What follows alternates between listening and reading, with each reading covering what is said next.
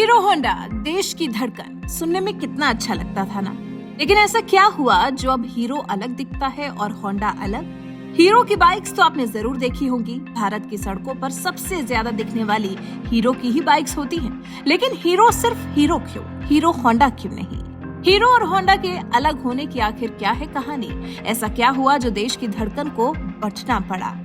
हम बताएंगे आपको, लेकिन उससे पहले जानेंगे उनके साथ आने की कहानी। जी, हीरो और होंडा के साथ आने की कहानी।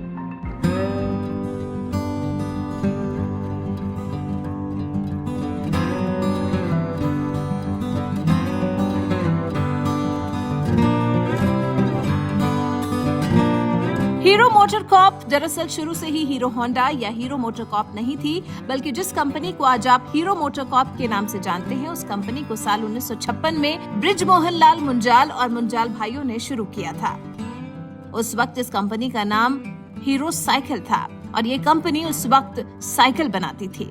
ये वो जमाना था जब हीरो साइकिल देश की शान हुआ करती थी। इसी तरह बढ़ते बढ़ते 60 का दशक भी आ गया। हीरो कंपनी खूब फल फूल रही थी।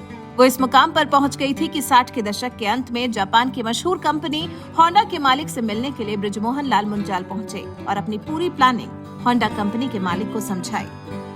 हीरो के साथ करार करने का ऑफर दिया। हालांकि उस वक्त होंडा ने इस ऑफर में कुछ खास दिलचस्पी नहीं दिखाई और ये कहते हुए मना कर दिया कि भारत में ऐसा औद्योगिक माहौल नहीं है कि वहाँ विदेशी कंपनी कारोबार कर सके। बातों से साफ था कि होंडा हीरो के साथ करार नहीं करना चाहता था। वजह माहौल नहीं था, बल्कि काइनेटिक कंपनी थी जिसका भारत में उस वक्त दबदबा था।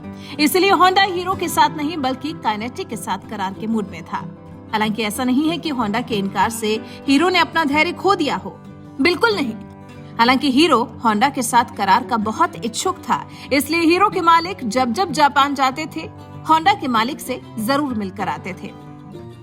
अंत में हुआ कुछ ऐसा कि बृजमोहन लाल मुंजाल की मेहनत रंग ले आई और साल 1983-84 में वो दिन भी आ गया जब जापान की होंडा कंपनी ने भारत में संयुक्त उद्यम लगाने का फैसला किया। लेकिन उस वक्त भी हीरो के हाथ निराशा ही लगी, क्योंकि उस वक्त लोगों में स्कूटर का क्रेज बढ़ चुका था।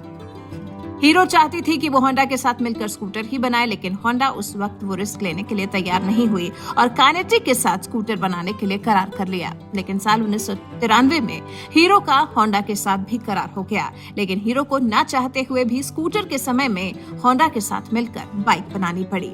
सब कुछ ठीक चल रहा था, लेकिन अचानक से पेट्रोल के भाव आसमान छूने लगे। अब जब हालात ऐसे हो गए तो फिर काफी समय और संघर्ष लगाकर हीरो होंडा ने 100 सीसी बाइक लॉन्च की और ग्राहकों से वादा किया कि पेट्रोल भरो, बंद करो और भूल जाओ। ये फॉर्मूला हिट हो गया और लोगों ने हीरो होंडा के इस प्रोजेक्ट को खूब सहारा। हीरो होंडा की अगली पेशकश स्प्लेंडर थी। इसने भी बाइक की दुनिया में तहलका मचा दिया था और हीरो होंडा कंपनी को हीरो बना दिया था। सोचिए, साल 2002 में कंपनी ने 14,25,302 बाइक बेची थी, जिनमें से 8 लाख बाइक्स तो सिर्फ स्प्लेंडर ही थी। इसके बाद तो फिर कंपनी ने कभी पीछे मुड़कर नहीं देखा। एक के बाद एक नए नए मॉडल्स, आकर्षक फीचर्स वाली बाइक कंपनी लॉन्च करती चली गई और मार्केट पर छाती चली गई।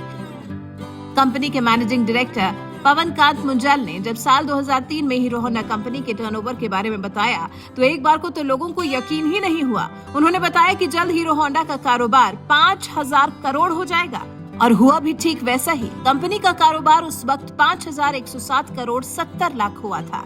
कंपनी को कम से कम 580 करोड़ का मुनाफा हुआ था। यही टर्नओवर बढ़कर साल 2008-9 में 12,500 करोड़ हो गया था। फिर इसके तुरंत बाद वो समय भी आया जब हीरो और होंडा को अपनी राहें जुदा करनी पड़ी। साल 2010 में हीरो होंडा अलग अलग हो गए। जैसे हर कहानी का अंत होता है, वैसे ही हीरो होंडा की कहानी का भी अंत हो गया। दोनों कंपनियां अब ऐसे मुकाम पर पहुंच चुकी थीं जब अलग अलग अपना साम्राज्य स्थापित कर सकती थी। 26 साल के साथ दिसंबर 2010 में दोनों कंपनियों की राहें जुदा हो गईं। आज दोनों कंपनियां काफी सफल हैं। हीरो की अपनी अलग पहचान है और होंडा भी अपनी अलग पहचान बना चुकी है। तो ये थी हीरो के होंडा से मिलकर बिछड़ जाने की कहानी। कैसी लगी आपको? कमेंट कर हमें जरूर बताइएगा।